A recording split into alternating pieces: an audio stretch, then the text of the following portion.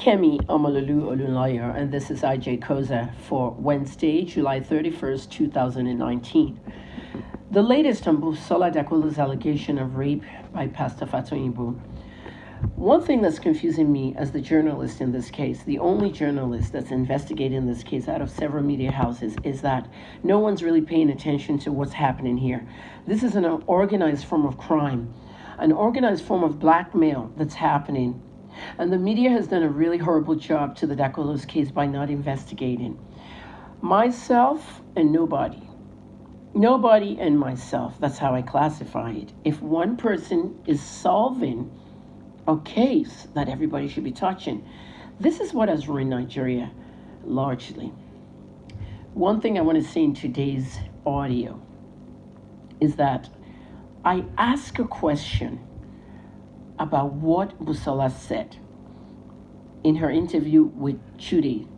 Something about she dated a pastor years ago, and that Timi told him to do a paternity test for the children. She also said that she told her husband about this incident many years ago when they got married and they decided to keep it to themselves. She said this on the interview with Chudi. But her husband changed his mind to go public because of the fresh complaints he got about this pastor allegedly raping other people. Whether it's rape, whether it's consensual sex, I don't know. But Busola said in that interview that she told her husband this incident many years ago. Well, let's fast forward to this press conference that was last Sunday. Timi said he only knew about this incident last year. When did Busola tell her husband years ago? Years ago is anything past 2018, so that will be 2017, 16, 15, and forevermore. Timi said on the press conference that his wife kept saying, I want you to tell me something that will break him down, before she eventually told him. Now what's going on? She's saying to Chudi in the interview that I told my husband this years ago. He is saying I only found out last year, which will be 2017. Timi Dakolo is lying. He's contradicting his earlier statements with his wife. This is the reason why Timi didn't want me to interview his wife. This plan has gone upside down. So if I rewind to what Timi said again, before all this, that the issue has affected his marriage because his wife goes into depression, self-guilt, and for many years he's been suffering this. Timi said this. And he said that they've been in and out of doctors, psychiatrists.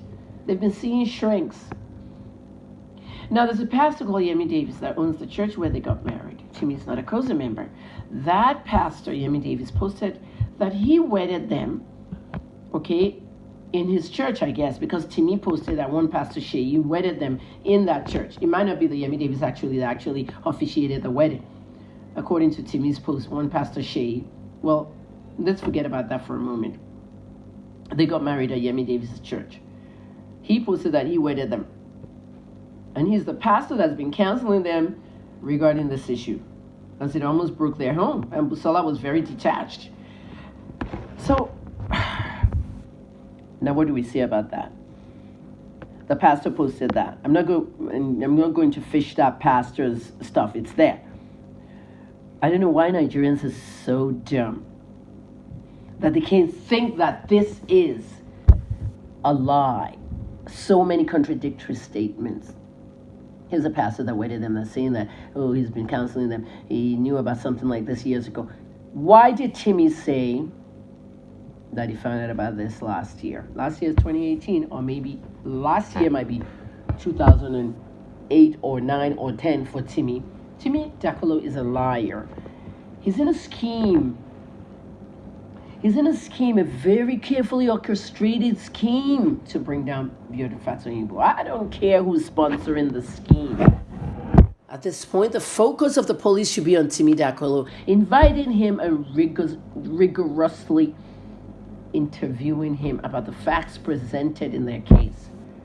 Timi is trying to extort the COSA Church, just like the press release of Fatoyinbo is saying. Extortion. Timi, if you just found out last year, is that the way to approach somebody that allegedly raped your wife some years back, shading with innuendos. Oh, a pastor has been doing this, a pastor. How come you're in the picture with ex-COSA workers?